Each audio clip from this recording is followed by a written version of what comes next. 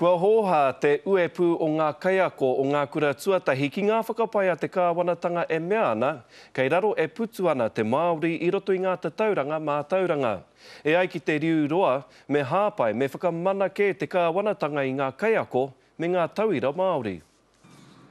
Ko au te awa, ko te awa ko au. Koi nei te tauira o te kaupapa e hiahia ana te riu roa ki te whakatō ki roto i ngā kura o te motu.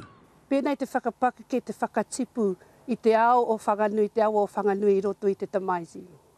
Kia ora ake te tamaiti i runa no i nā tikana o te awa. Ko atu i te ruarau ngā kaiako kei whanganui e takihui ana. We're tired of actually being told continually that we're not very good at anything, that 1 in 3 of our tamariki are failing, and consequently 1 in 5 teachers are not actually very good.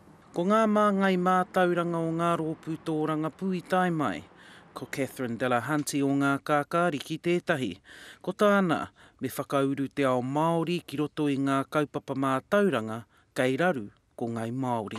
The Greens would like to see the Pākehā education system step up to support Māori achievement and not be a barrier. Aha kua ahua rereke pea etahi o e nei tikana ki tā te Pākehā, ko tā whanganui e kia nei, kui nei nā mea tino nui kia mātau, me whāngahi atu ki nā mokopuna. Koina te kaupapa o te hui a tau nei, whakanuia te kaiako me te tamaiti. Te Arapiata is focusing on the tribal graduate and what are the perspectives that we have for our tamariki, what are the criteria we're setting for our tamariki to be successful. He maha ngā kaupapa kai mua i te aroaro, ka hiki te hui a pōpō. Ngā Hoia Wade,